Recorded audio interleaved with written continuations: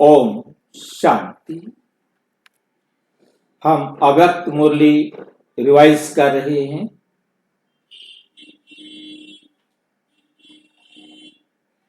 उन्नीस सौ 85 की आज 24वीं अव्यक्त मुरली है।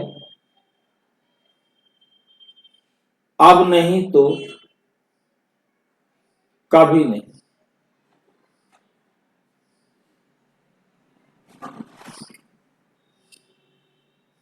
अभी नहीं तो कभी नहीं।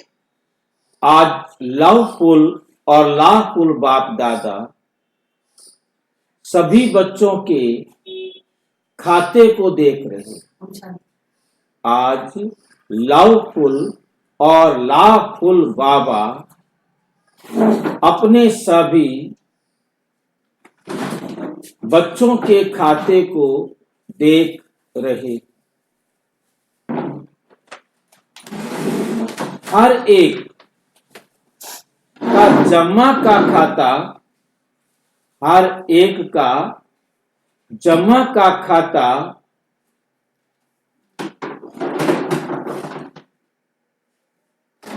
कितना है। उसको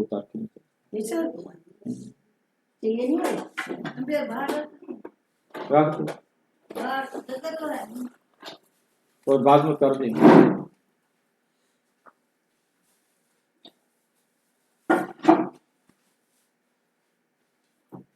ब्राह्मण बनना अर्थात खाता जमा करना। दूसरे वाले पेज में रख दो। ब्राह्मण बनना अर्थात खाता जमा करना, क्योंकि इस एक जन्म के जमा किए हुए खाते के प्रमाण 21 जन्म प्रारब्ध पाते हैं। एक जन्म में आप कितना जमा करेंगे, जमा किए हुए खाते के प्रमाण 21 जन्म प्रारब्ध पाते रहेंगे। एक जन्म दो जन्म नहीं, 21 जन्म की आपको क्या मिलेगी? प्रारब्ध मिलेगी। ना सिर्फ 21 जन्म, 21 जन्म तक भी सिर्फ नहीं, जन्म प्रारब्ध प्राप्त करेंगे, लेकिन जितना पूज्य बनते हो अर्थात राज्य पद के अधिकारी बनते हो, उसी हिसाब अनुसार आधा कल्प भक्ति मार्ग में पूजा भी राज्य भाग्य के अधिकार के हिसाब से होती है। राज्य पद श्रेष्ठ है तो पूज्य स्वरूप भी इतना ही श्रेष्ठ होता है। पूज्य स्वरूप भी इतना ही श्रेष्ठ होता है। इतनी संख्या में प्रजा भी बनती है। प्रजा अपने राज्य अधिकारी विश्व महाराजन व राजन को माता पिता के रूप से प्यार करती। इतना ही भक्त आत्माएं भी ऐसे ही उस श्रेष्ठ आत्मा को व राज्य अधिकारी महान आत्मा को अपना प्यारा इष्ट समझ पूजा करते। 21 जन्म तो आप पवित्र रहेंगे, 21 जन्म का तो आपको सुख मिलेगा। उसके बाद क्योंकि आपने इतनी प्रजा बनाई है, इतनी लोगों को आपने बाबा का भाग्य दिया है, भाग्य अधिकारी बनाया है, तो वो फिर आपको अपना इष्ट समझकर मंदिर बनाकर पूजा भी करेंगे। जो अष्ट बनते हैं, जो 8 बनते हैं, वे इष्ट भी इतने ही महान बनते हैं। जो 8 हैं, जो सबसे महान पवित्र 8 अष्ट शक्तियां, अष्ट आत्माएं, अष्ट रतन कहो, वैसे 9 रतन कहते हैं। 9वां रतन शिव बाबा कहते मैं हूँ। अष्ट रतन दादियां ही हैं, बड़ी अष्ट रतन नहीं, शिव बाबा 9वां रतन तो 9वां रतन शिव बाबा, बाकी दादियां ही हैं। अब जो भी दादियां बने चाहे दादे बने, उससे कोई मतलब नहीं। मतलब जो भी बने, जो पवित्र बनेगा, जिसने अपने आप को बनाया है, वो अष्ट में आएंगे। इस हिसाब प्रमाण इसी ब्राह्मण जीवन में राज्य पद और पूज्य पद पाते, राज्य पद और पूज्य पद पाते हो। आधा कल्प राज्य पद वाले बनते हो, आधा कल्प पूज्य पद, आधा कल्प राज्य पद वाले बनते हो और आधा कल्प पूज्य पद को प्राप्त करते हो। तो ये जन्म व जीवन व युग, ये जन्म, ये जीवन व युग, सारे कल्प के खाते को जमा करने का युग। सिर्फ एक 21 जन्म नहीं, पूरे कल्प के खाते को जमा करने का युग। क्योंकि हम बहुत अच्छी तरह से इस बात को समझ रहे हैं कि हम सारे जीरो पर पहुंच गए हैं। अब जीरो से हम सुधरेंगे तो 1 पर आएंगे, 2 पर आएंगे, 3, 4, 5, 6, रोजाना हम धीरे धीरे सुधरते सुधरते 100 तक जाएंगे ना। ये तो है नहीं कि हमने कुछ टाइम मुरली सुन ली है तो हम सीधे 100% में पहुंच जाएंगे। बच्चा भी पढ़ता तो नर्सरी में जाएगा, उससे हाँ, मतलब पहले हम अपनी तमो प्रधान अवस्था से बाहर निकलेंगे, फिर रजो प्रधान अवस्था से बाहर निकलेंगे, फिर सत्तो से निकलेंगे, फिर जाकर सत्तो प्रधान में पहुंचेंगे। तो हम जैसे जैसे सुधरते जा रहे हैं, हमारे कर्म भी सुधरते जा रहे हैं।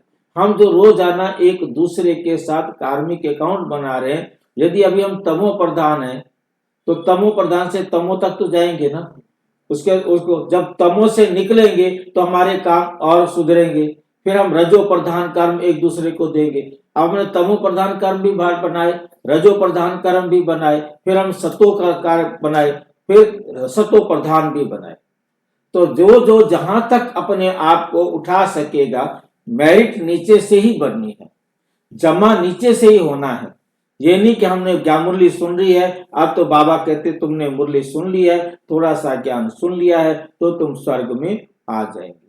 तो स्वर्ग में आएंगे, मना नहीं किया बाबा ने, पर तो पुरुषार्थ तो करोगे ना, तो फिर वैसा पाएंगे। हाँ। जैसे जैसे कल बाबा ने कहा कि फिर झाड़ू लगाने वाले बन जाएंगे। झाड़ू लगाने वाले भी बनेंगे, वो भी चाहिए, कूड़ा उठाने वाले भी चाहिए और क्या, सही बात। तो जितना मेहनत करोगे उतना ऊंच पद पाओगे। जमा करने का युग व जीवन यही है। इसलिए आप सभी को का एक स्लोगन बना हुआ है, याद है, अब नहीं तो कभी नहीं। ये इस समय के इसी जीवन के लिए ही गाया हुआ। ब्राह्मणों के लिए भी ये स्लोगन है, तो अज्ञानी आत्माओं के लिए भी सुजाग करने का ये स्लोगन है। अगर ब्राह्मण आत्माएं हर श्रेष्ठ कर्म करने के पहले श्रेष्ठ संकल्प करते हुए ये स्लोगन सदा याद रखें कि अब नहीं तो कभी नहीं, तो क्या होगा भाई जी? यही तो होगा ना, पुरुषार्थ तो संगम युग पे ही होना है, बाकी तो युग वैसे ही है। यही एक टाइम है, यही एक टाइम है हम जो बनना चाहे बन सकते हैं। हमारा यदि एक दिन चला गया तो ये दिन में जो कुछ हमने करना था इस कल्प में भी नहीं किया और फिर किसी कल्प में भी नहीं कर सकते, तो आएगा ही नहीं वापिस समय, वो टाइम नहीं आएगा। मतलब इस कल्प में तो फेल हो गए, हाँ, तो फिर अगले कल्प में भी हम फेल होंगे, वही मिलेगा। किसी भी कल्प में हम पास नहीं हो सकते।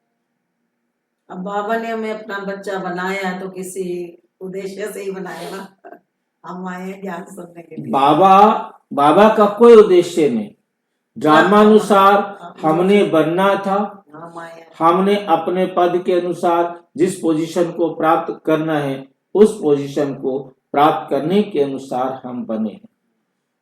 और जितना समय हमको ज्ञान में चलना है चलेंगे, और जिसको डूबना है वो डूबेगा। छोड़ के चला जाएगा। छोड़ के चले जाएंगे। कार्य में तीव्र बन आगे बढ़ेंगे। साथ साथ ये स्लोगन सदा उमंग उत्साह दिलाने वाला है। रूहानी जागृति स्वतः ही आ जाती है। अच्छा, फिर कर लेंगे, देख लेंगे, करना तो है ही, चलना तो है ही, बनना भी है ही। ये साधारण पुरुषार्थ के संकल्प स्वतः ही समाप्त हो जाते, स्वतः ही समाप्त हो जाते, क्योंकि स्मृति आ गई कि अब नहीं तो कब नहीं। जो करना है वे अब करो। इसको कहा जाता है तीव्र पुरुषार्थ। इसको कहा जाता है तीव्र पुरुषार्थ। समय बदलने से कभी शुभ संकल्प भी बदल जाता है। समय बदलने से कभी शुभ संकल्प भी बदल जाता है। शुभ कार्य जिस उमंग से करने का सोचा वो भी बदल जाता, वे भी बदल जाता है। इसलिए ब्रह्मा बाप के नंबर 1 जाने की विशेषता क्या देखी? ब्रह्मा बाप के नंबर 1 जाने की विशेषता क्या देखी?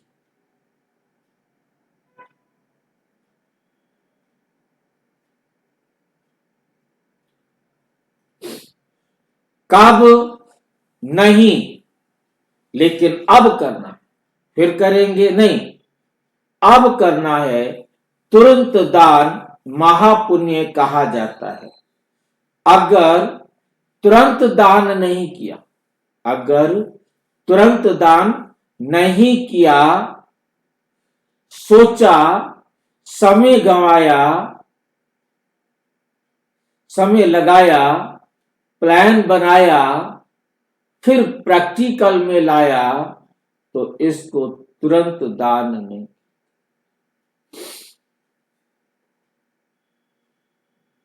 सोचने में पहले टाइम लगा दिया, फिर प्लान बनाने में समय लगा दिया, फिर प्रैक्टिकल में लाया, तो ये तुरंत दान नहीं हुआ।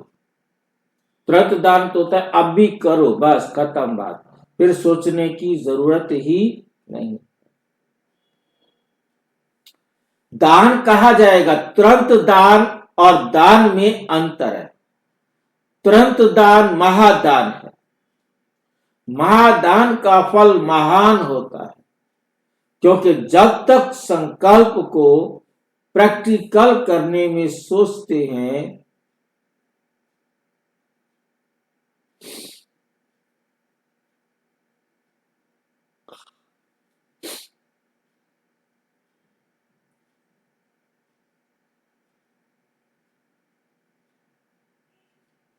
सफलता का प्रैक्टिकल करने में सोचता है, अच्छा करूंगा, अभी नहीं, थोड़े समय के बाद करूं,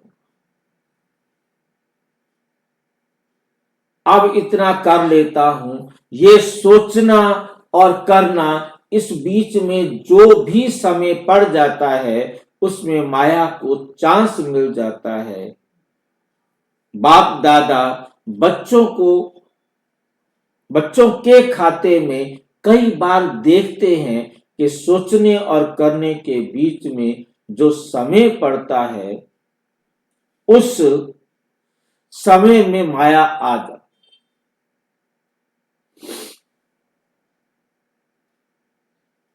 तो बात भी बदल जाती है। मानो अभी तन से मन से सोचते हैं ये करेंगे, लेकिन समय पड़ने से जो 100% सोचते करने के समय वे बदल जाता। समय पड़ने से माया का प्रभाव होने के कारण मानो 8 घंटा लगाने वाला 6 घंटा लगाएगा। 8 घंटा लगाने वाला 6 घंटा लगाएगा। 2 घंटा कट हो जाएगा। सर्कमस्टांस ही ऐसा बन जाएगा। इस प्रकार धन में सोचेगा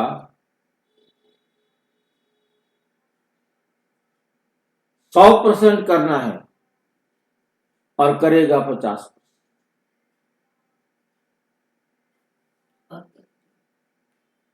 इतना फर्क पड़ जाए।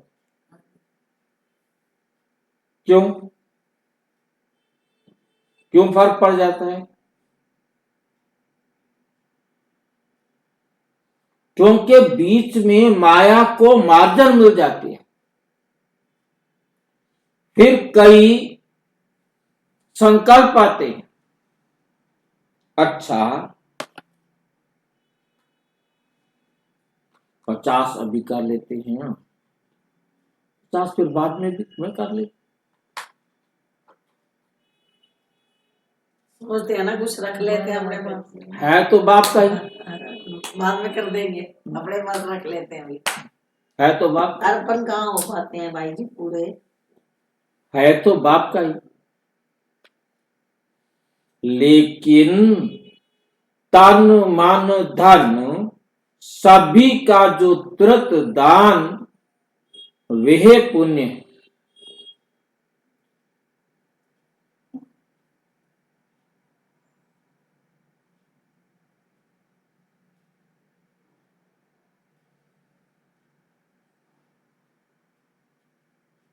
देखा है ना,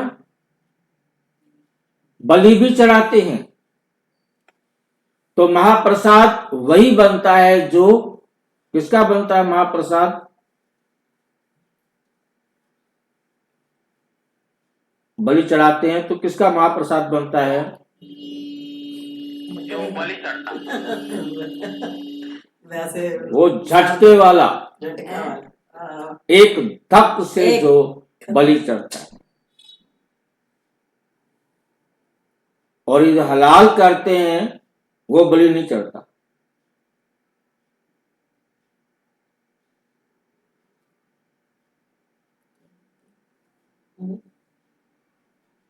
हलाल करते हैं वो बलि नहीं चढ़ता। क्यों नहीं चढ़ता?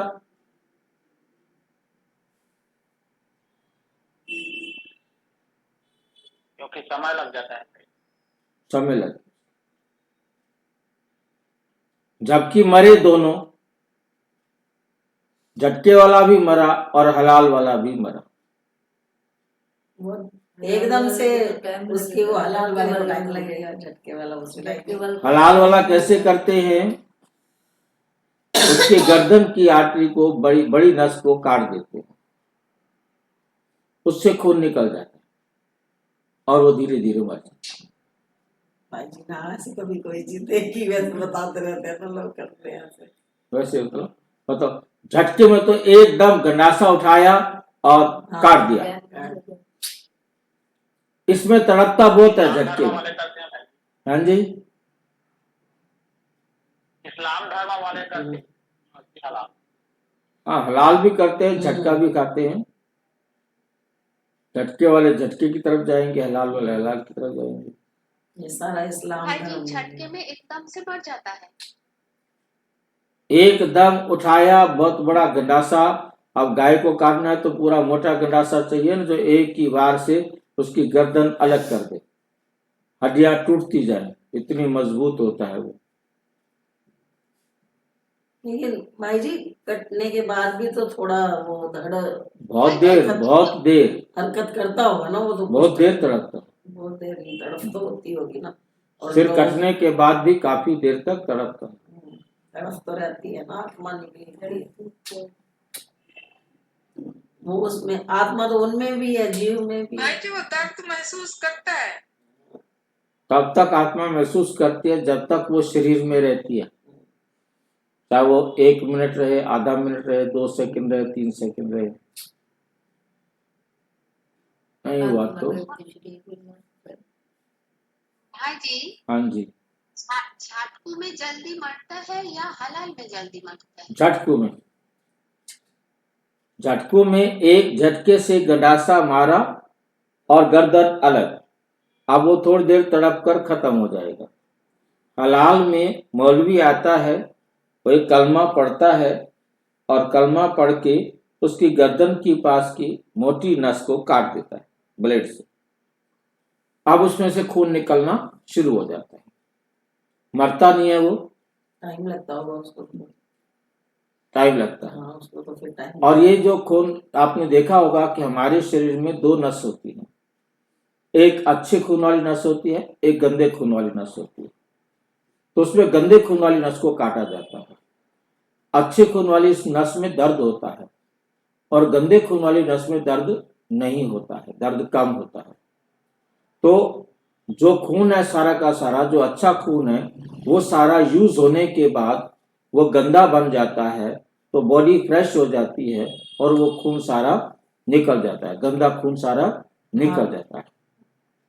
तो इस प्रकार से वो उसको दर्द नहीं होता, सिर्फ एक नस कटने का दर्द हुआ, जैसे इंजेक्शन लगाने का दर्द समझ लो, इतने दर्द में उसके बाद खून निकलना शुरू हो गया तो निकलता रहेगा और कोई दर्द नहीं होता उसको, और वो धीरे धीरे भाई जी, हम्म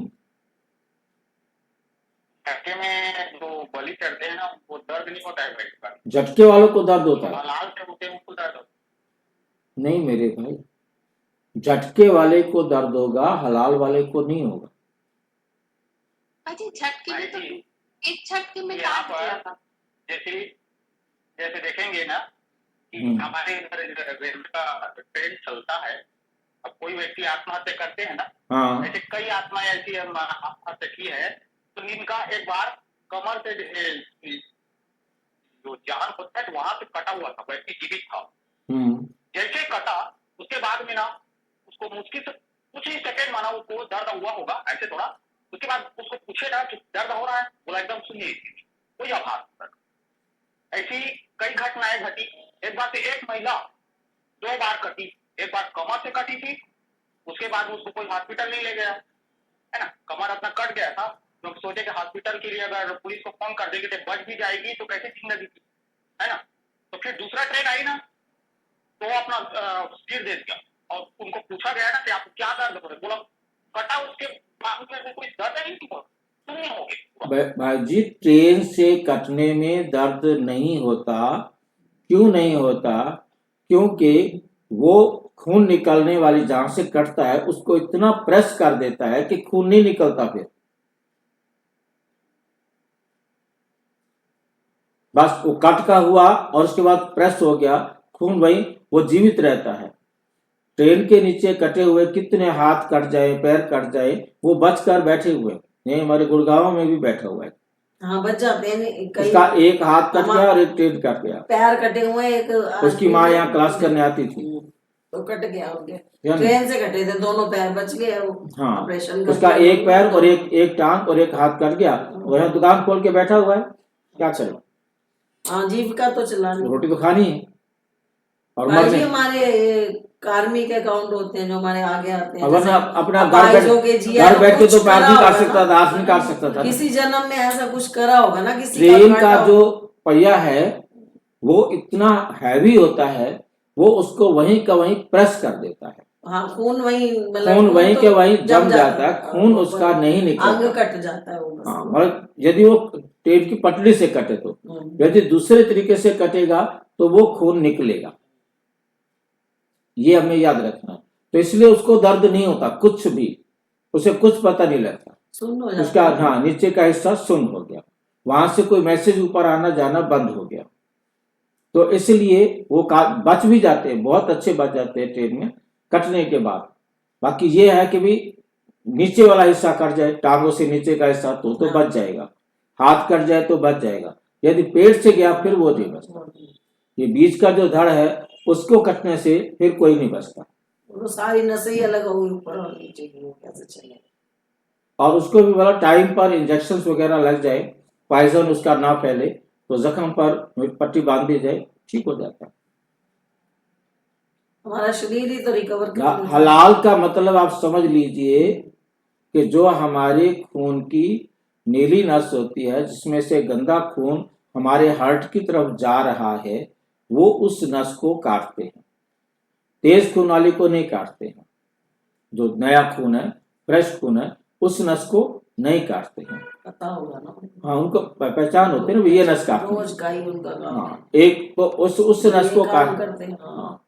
उस नस को काट देते हैं तो धीरे धीरे उसमें से खून निकलता रहता है। उसे एक कट का दर्द जरूर होता है, जैसे कोई चीज समझो कि ब्रेड लगाया, ब्रेड से काटा जाता है, और वो धीरे धीरे जैसे जैसे खून उसका निकलता जाएगा और वो धीरे धीरे नींद में जाता जाएगा और वो पड़ जाएगा नीचे और मर जाएगा, क्योंकि खून निकल जाएगा, फिर शरीर चलने लगेगा। उसको तड़पने की जरूरत नहीं है, उसे दर्द नहीं होता जो दर्द यहाँ होता है।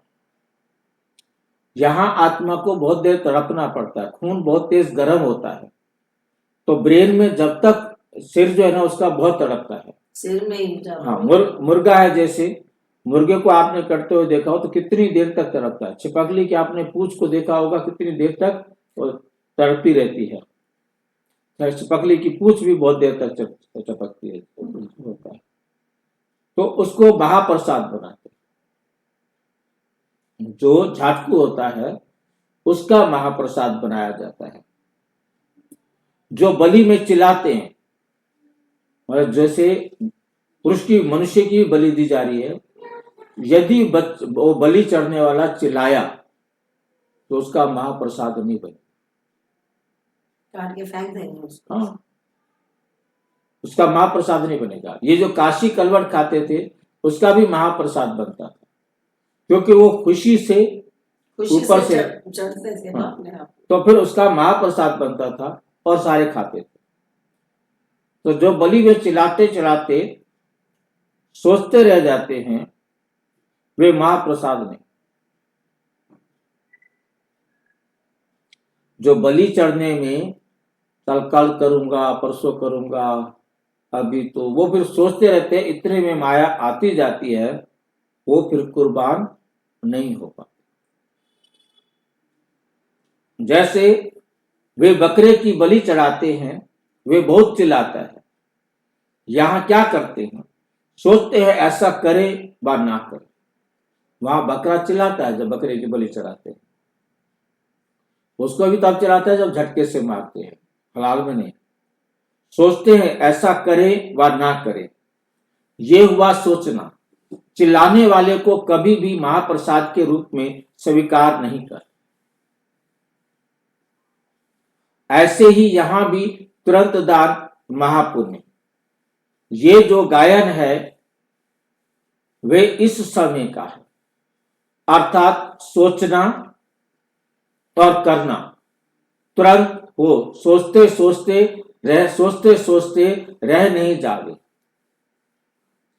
कहां कई बार ऐसे अनुभव भी सुनाते हैं। सोचा तो मैंने भी यही था, लेकिन इसने कर लिया, मैंने नहीं किया। कहते हैं मैंने सोचा तो मैंने भी था, पर तू इसने तो कर दिया, मैंने तो नहीं किया। जो कर लेता है तो कर लेता है, जो सोचता रह जाता है वो सोचता रह जाता है। वे पा लेता है। जो सोचते सोचते रह जाता, वे सोचते सोचते त्रेता युग तक पहुंच जाता है। रह जाता है। हाँ, सोचते सोचते रह जाता है। यही व्यर्थ संकल्प है जो तुरंत नहीं किया। शुभ कार्य शुभ संकल्प के लिए गायन है, तुरंत दान महापुण्य। कभी कभी कोई बच्चे बड़ा खेल दिखाते हैं, व्यर्थ संकल्प इतना फोर्स से आते जो कंट्रोल नहीं कर पाते। फिर उस समय कहते क्या करें, हो गया ना, रोक नहीं सकते। जो आया वे कर लिया, लेकिन व्यर्थ के लिए कंट्रोलिंग पावर चाहिए। एक समर्थ संकल्प का फल पदम गुणा मिलता है। ऐसे भाई जी जो जीव आत्मा होती है कुछ तो ऐसी होती है कि बहुत ज्यादा वो तड़फती है, और कोई जीव आत्मा है कि एक ही झटके में चली जाती है। देखो मौत के अपने आप बैठ के चली गई, हार्ट फेल हुआ, 2 मिनट में ही चले जाते वो हार्ट फेल तो बस चाहे पता भी नहीं लगेगा उसका। हाँ वही तो कह रही वो तो रोटी खाते खाते गया, बैठे बैठे गया, खड़े खड़े गया, सोए सोए गया, उसका किसी को पता नहीं लगता, उसको खुद भी नहीं पता लगता। और दूसरा हार्ट अटैक होता है, उसमें पता लगता है, उसमें बहुत तेज दर्द होता है, उसमें बहुत तेज दर्द होता है, और उस दौरान उसको गोली मिल जाए तो बच जाता है। ये गोली डॉक्टर्स एडवाइस करते हैं जिसको थोड़ा सा भी डाउट हो, ये गोली अपने पास रखो। बीपीआई वाली जो होती है, बीपी की होती है ना? नहीं, वो बीपी की नहीं होती है, जीभ के नीचे रखते हैं, जीभ के नीचे रखते हैं, वो हार्ट अटैक को बचाने के लिए। डॉक्टर यदि आप हॉस्पिटल जाओगे तो डॉक्टर भी वही गोली देगा। तुम डॉक्टर हॉस्पिटल जाने में तुम्हारा 15 मिनट लग गए, आधा घंटा लग गया, 1 घंटा लग गया, रास्ते में, तो आप घर में रखो गोली, कोई महंगी तो है ही नहीं। अच्छा उसको कोई खा ले उसे मर नहीं जाएगा। उसने क्या करना है कि खून को तुरंत पतला कर देना, जीभ के नीचे रखते ही वो इतनी तेज होती है, खून पतला कर देती है। खून पतला हो गया तो जहां से निकल रहा था वहां अब गाढ़ा खून नहीं रहा, वो हल्का हो गया, निकल गया, ठीक हो जाता है, वो ठीक हो गया। हॉस्पिटल में जाकर के भी वही करना है, घर में भी वही करना है। बचना है तो उस गोली से बचना है, नहीं बचना है तो नहीं बचना है।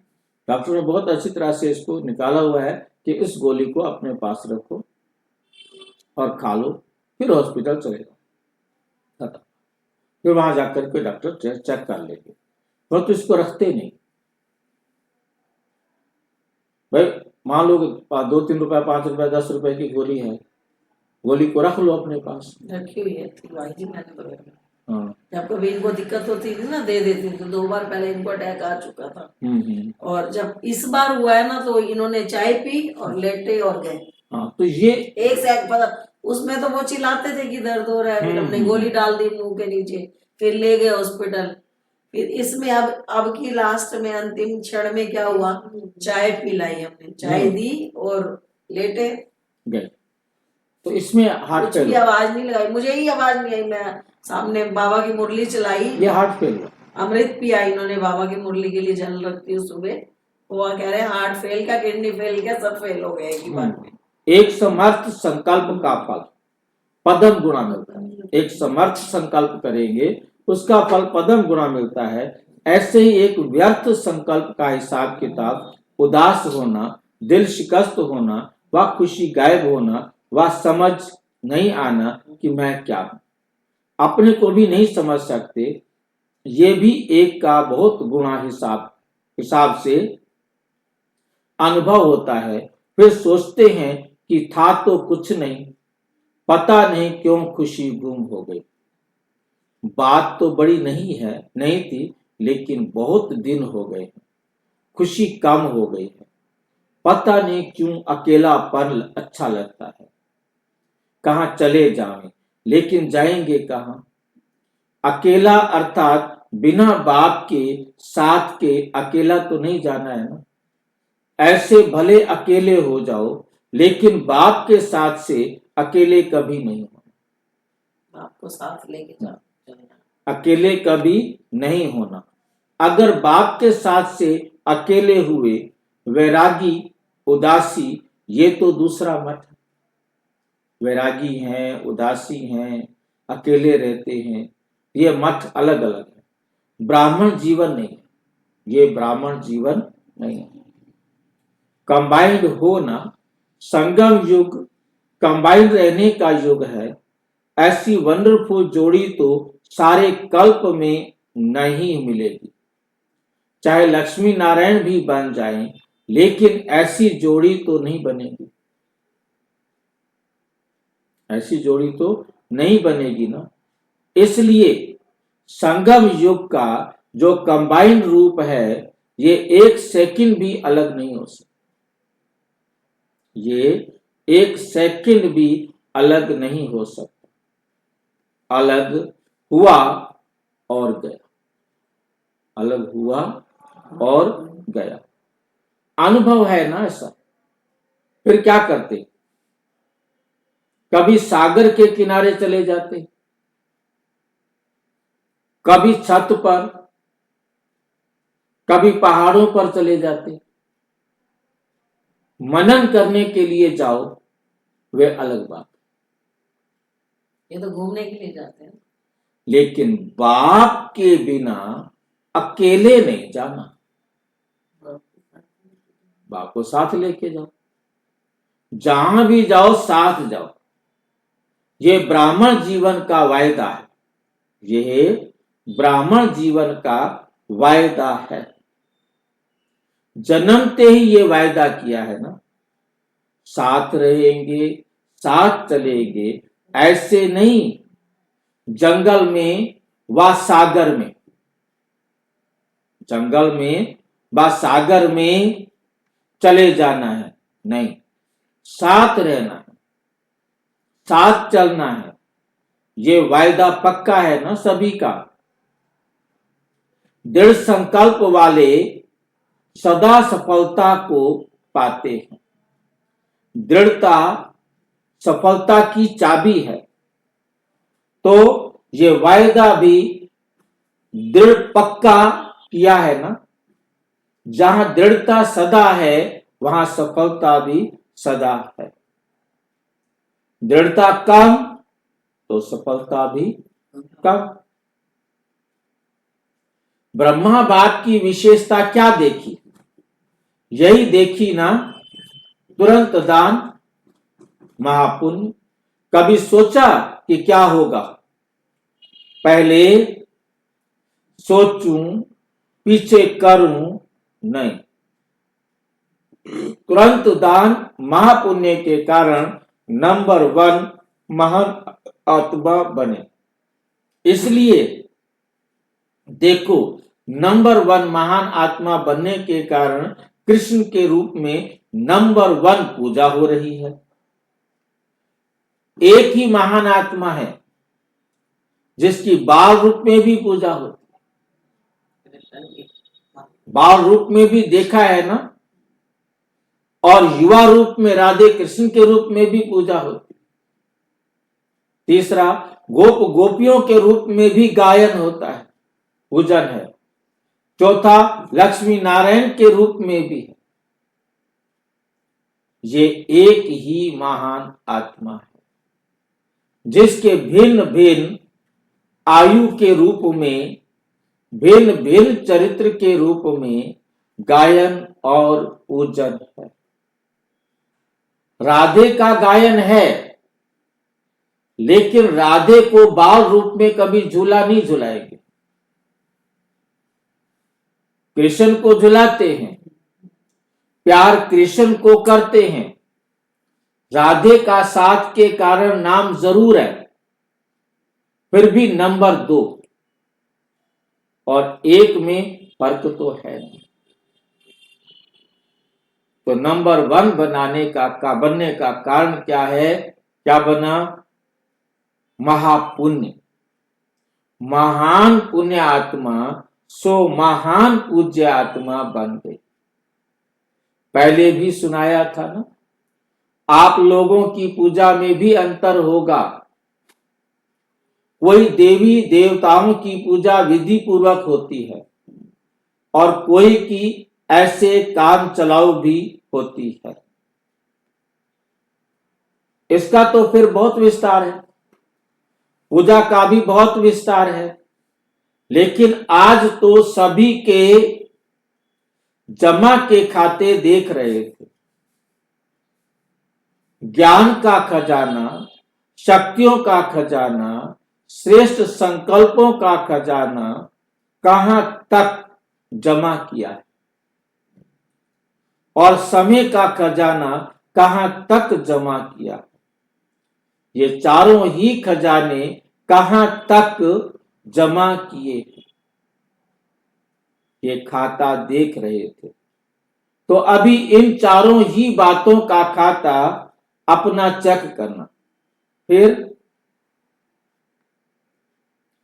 बाप दादा भी सुनाएंगे कि रिजल्ट क्या देखी और हर एक खजाने के जमा करने का प्राप्ति का क्या संबंध है और कैसे जमा करना है, इन सब बातों पर फिर सुनाएंगे। समझा? समय तो हद का है ना, आते भी हद में हैं, अपना शरीर भी नहीं, लोन लिया हुआ शरीर और है भी टेम्परेरी पार्ट का शरीर। यह शरीर है टेम्परेरी पार्ट बजाने के लिए, इसलिए समय को भी देखना पड़ता है। बाप दादा को भी हर बच्चे से मिलने में, हर बच्चे की मीठी मीठी रूहानी खुशबू लेने में मजा आता है। बाप दादा तो हर बच्चे के तीनों काल जानते हैं और बच्चे सिर्फ अपने वर्तमान को ज्यादा जानते हैं। इसलिए कभी कैसे हो जाते, कभी कैसे हो जाते, अवस्था नीचे ऊपर होती है। लेकिन बाप दादा तीनों कालों को जानने कारण उसी दृष्टि से देखते, उसी दृष्टि से देखते हैं कि ये कल्प पहले वाला हकदार है, अधिकारी है, अभी सिर्फ थोड़ा सा कोई हलचल में है, लेकिन अभी अभी हलचल, अभी अभी अचल हो ही जाना है। भविष्य श्रेष्ठ देखते हैं, इसलिए वर्तमान को देखते भी नहीं देखते। तो हर एक बच्चे की विशेषता को देखते हैं। ऐसा कोई है जिसमें कोई भी विशेषता ना हो? पहली विशेषता तो यही है जो यहां पहुंचे हो और कुछ भी ना हो, फिर भी सम्मुख मिलने का ये भाग्य कम नहीं। ये तो विशेषता है ना, ये विशेष आत्माओं की सभा है, इसलिए विशेष आत्माओं की विशेषता को बाप दादा देख हर्षित होते।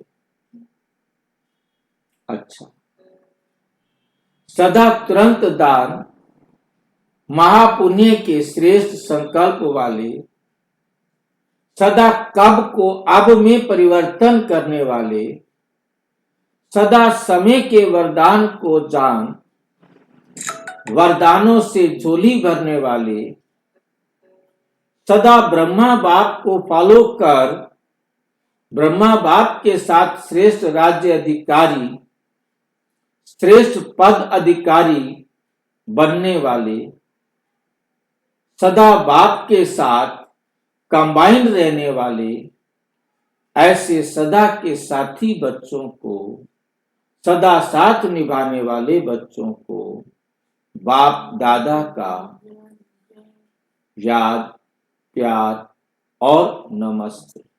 हम बच्चों की भी बाप दादा को नमस्ते नमस्ते नमस्ते।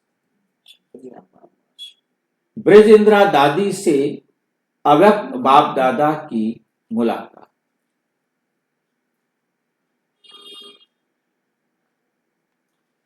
चलाने वाला चला रहा है ना, हर सेकंड करावनहार निमित्त बनाए करा रहा है।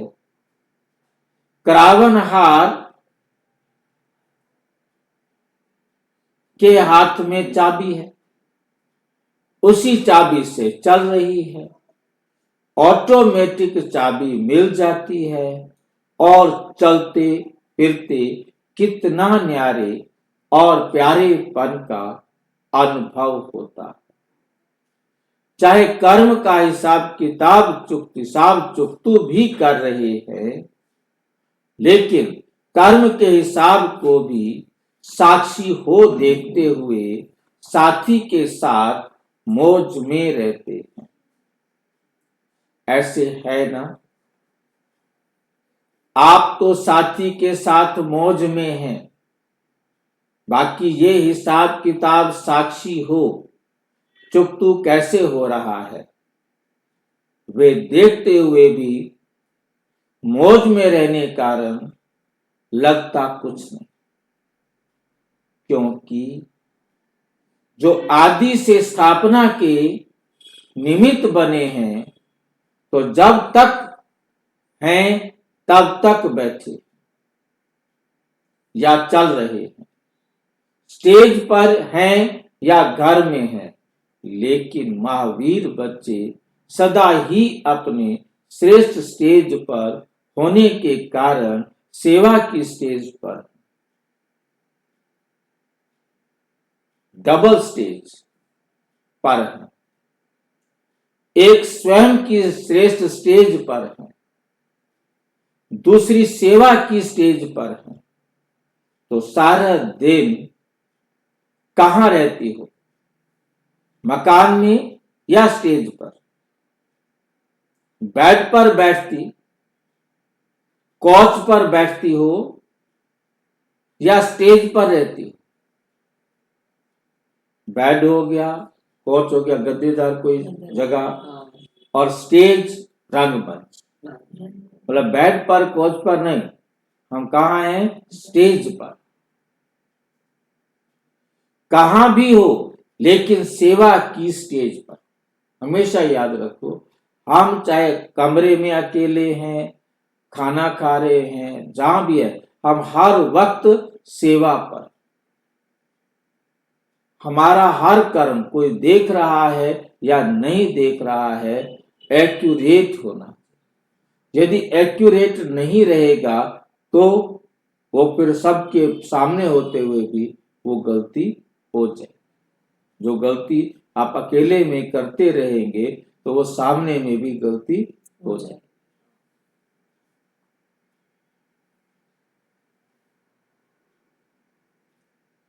अपने हिसाब को भी आप साक्षी होकर देखो।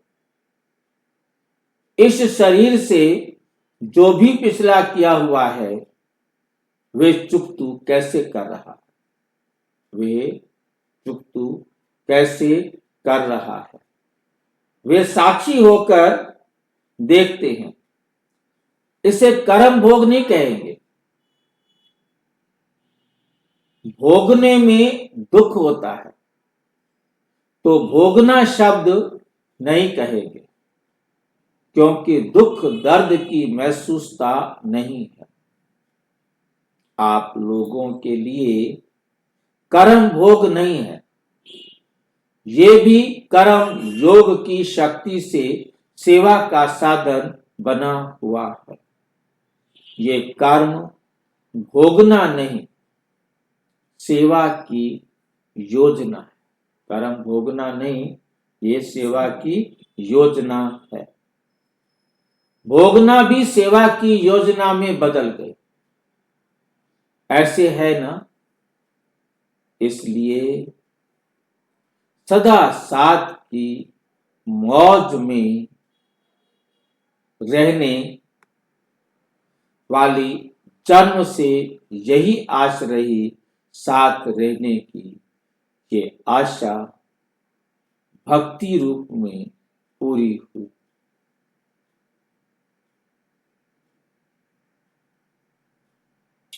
ज्ञान में भी पूरी हुई, भक्ति में भी पूरी हुई, ज्ञान में भी पूरी हुई, साकार रूप में भी पूरी हुई, अभी अव्यक्त रूप में भी पूरी हो रही है।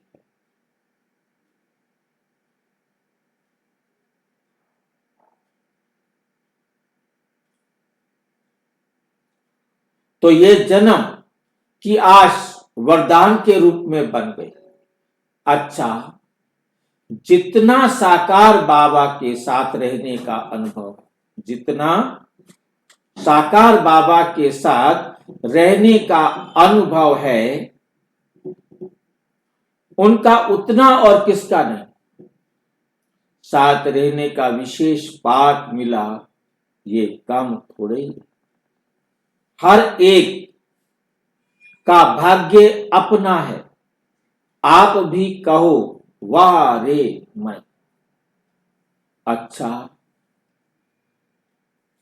आदि रतन सदा संशोधन करने के निमित्त हर कर्म से बाप के चरित्र को प्रत्यक्ष करने वाले दिव्य दर्पण। दर्पण कितना आवश्यक है? अपना दर्शन या दूसरे का दर्शन कराने के लिए तो आप सभी दर्पण हो। बाप का साक्षात्कार कराने के लिए जो विशेष आत्माएं निमित्त हैं, उनको देख सभी को क्या याद आता है? बाप दादा याद आ जाता है। बाप क्या करते थे, कैसे चलते थे, ये याद आता है ना। तो बाप को प्रत्यक्ष करने के दर्पण हो। बाप दादा ऐसे विशेष बच्चों को सदा अपने से भी आगे बढ़ाते, सिर का ताज बना देते हैं। सिर के ताज की चमकती हुई मणि हो। अच्छा,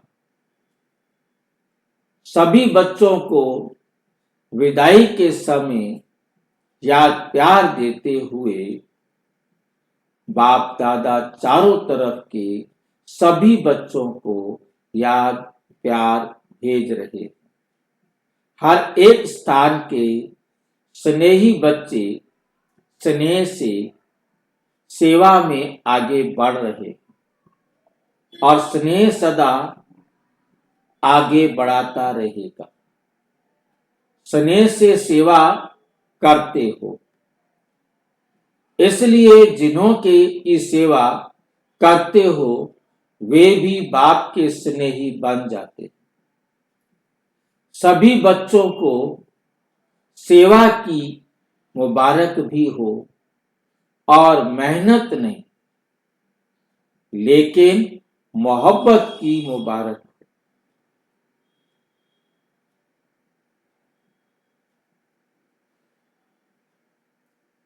क्योंकि नाम मेहनत है। मेहनत करेंगे तो मोहब्बत नहीं होगी।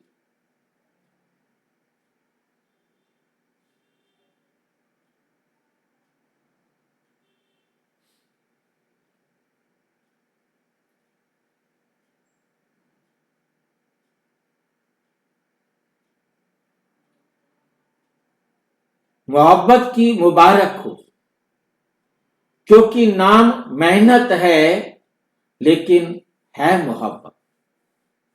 इसलिए जो याद में रहे सेवा करते हैं वे अपना वर्तमान और भविष्य जमा करते हैं। इसलिए अभी भी सेवा की खुशी मिलती है और भविष्य में भी जमा होता है। सेवा नहीं की लेकिन अविनाशी बैंक में अपना खाता जमा किया, थोड़ी सी सेवा और सदा काल के लिए खाता जमा हो जाता है, तो वो सेवा क्या हुई? जमा हुई ना। इसलिए सभी बच्चों को बाप दादा याद प्यार भेज रहे। हर एक अपने को समर्थ आत्मा समझ आगे बढ़ो, तो समर्थ आत्माओं की सफलता सदा है ही। हर एक अपने नाम से विशेष याद प्यार स्वीकार करना, याद प्यार स्वीकार करना। दिल्ली पांडव भवन में टेलेक्स लगा है। दिल्ली निवासी पांडव भवन के सभी बच्चों को विशेष सेवा की मुबारक, क्योंकि ये साधन भी सेवा के लिए ही बने हैं। साधन की मुबारक नहीं, सेवा की मुबारक हो। सदा इन साधनों द्वारा बेहद की सेवा अविनाशी करते रहेंगे। खुशी से विश्व में इस साधन द्वारा बाप का संदेश पहुंचाते रहेंगे। इसलिए बाप दादा देख रहे हैं कि बच्चों की सेवा का उमंग, उत्साह, खुशी कितनी है। इसी खुशी से सदा आगे बढ़ते रहेंगे। पांडव भवन के लिए सभी विदेशी खुशी का सर्टिफिकेट देते हैं। इसको कहा जाता है बाप समान मेहमान निवाजी में सदा आगे रहना। जैसे ब्रह्मा बाप ने कितनी मेहमान निवाजी करके दिखाई, तो मेहमान निवाजी में फॉलो करने वाले बाप का शो करते हैं, बाप का नाम प्रत्यक्ष करते हैं। इसलिए बाप दादा सभी की तरफ से याद प्यार दे रहे। अमृत वेले 6 बजे बाप दादा ने फिर से मुरली चलाई। सारी रात बाबा मुरली चलाते हैं, भाई बहनों से मिलते हैं। तन में रियल में भाई जी, जब रियल में थे, जब बाबा तन में आते, बाबा के तन में नहीं, गुलजार दादी के तन में। गुलजार दादी के तन में। ये 1985 की बात है। 1985 में, 84 में, 83 में, उस टाइम जो है ना बाबा 90 में भी जब हम गए थे ज्ञान में, तो भी बाबा पता नहीं कितनी देर तक बैठे रहते थे। और उसमें ये होता था उस समय कि 6 बजे मुरली शुरू की, 7-8 बजे तक मुरली खत्म। 2 घंटे। हाँ जी, 2 घंटे में, घंटे 1.5 घंटे में मुरली खत्म। और उसके बाद ग्रुप बना देते थे। इसके बाद ये जब हम गए थे 90 में ना, तो आधे 1.5 घंटे का ग्रुप बनाया था कि 9 से 9:30 आपका टाइम है, हमारे दिल्ली वालों का। आप 9 बजे गेट पर आ जाना, तब तक आप नाश्ता का खाना वाना खा लें और उससे पहले यहाँ आ जाए। सबका टाइमिंग रख दिया। हाँ, सबको टाइम दे दिया। और फिर हम फटाफट खाना वाना खा के लाइन पर लग गए खड़े होकर के। तो फिर वो वाला ग्रुप उठ के जाता था और दूसरा ग्रुप ऊपर आ जाता था। ये जब 1985 की बात है, 1984-83 पहले जो बात है, हमारे जाने से पहले एक परिवार से मिलते थे। यदि कोई अकेला है तो उसे अकेले मिलते थे। यदि उनका परिवार है तो परिवार मिलेगा या वो अकेला मिलेगा। हर एक बाबा से मिलता। तो हर एक से बाबा 15 मिनट आधा घंटा लगाए। तो जितने जने आए तो सवेरे तक तो उसका, तो अगले दिन दोपहर भी हो जाती थी कभी बैठे। दादी की हिम्मत,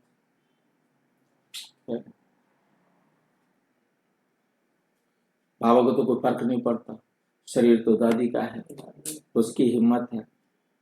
अमृत वेले 6 बजे बाप दादा ने फिर से मुरली चलाई तथा याद प्यार दी। 25 मार्च 1985 आज के दिन 24 की मुरली चली थी, 25 तारीख हो गई। हाँ, सदा अपने को डबल लाइट समझ उड़ती कला का अनुभव करते रहना।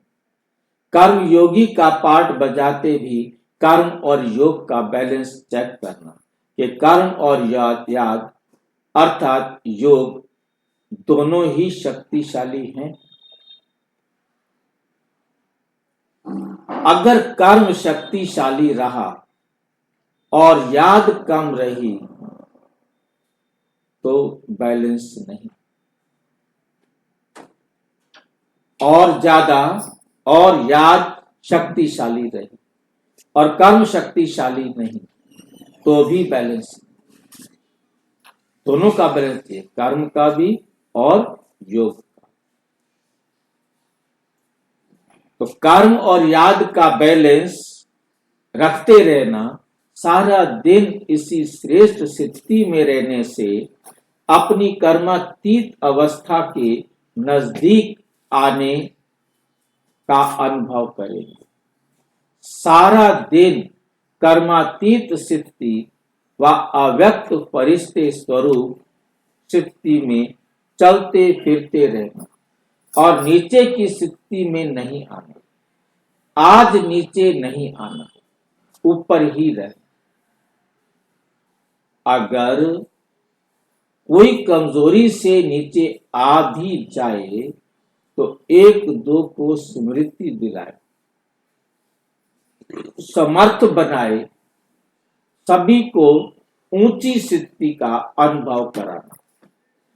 ये आज की पढ़ाई का होमवर्क है। होमवर्क ज्यादा है, पढ़ाई कम है। ऐसे सदा बाप को फॉलो करने वाले, सदा बाप समान बनने के लक्ष्य को धारण कर आगे बढ़ने वाले उड़ती कला के अनुभवी बच्चों को बाप दादा का दिलवा जान, शिकवा प्रेम से याद, प्यार और गुड मॉर्निंग। हम बच्चों की भी बाप दादा को गुड मॉर्निंग। प्रश्न, सदा डबल लाइट स्थिति का अनुभव कैसे करें? सदा डबल लाइट स्थिति का अनुभव कैसे करें? उत्तर, बाप का बनना अर्थात डबल लाइट बनना, क्योंकि बाप के बनते ही सब बोझ बाप को दे दिया। सदा बाप के होना, सब कुछ बाप को दे दिया, तन मन धन संबंध सब कुछ सरेंडर कर दिया, फिर बोझ काहे का? अभी यही याद रखना, जब सब कुछ बाप का हो गया तो सदा डबल लाइट बन गई, सदा डबल लाइट बन गई। अच्छा, ओम शांति। और विस्तार से जानने के लिए प्रजापिता ब्रह्मा कुमारी ईश्वरीय विश्वविद्यालय के किसी भी सेवा केंद्र पर संपर्क करें। और यदि कोई प्रश्न है तो 9213106986 पर केवल टेलीग्राम करें। 9650692270 पर केवल व्हाट्सएप करें, फोन नहीं। ओम शांति।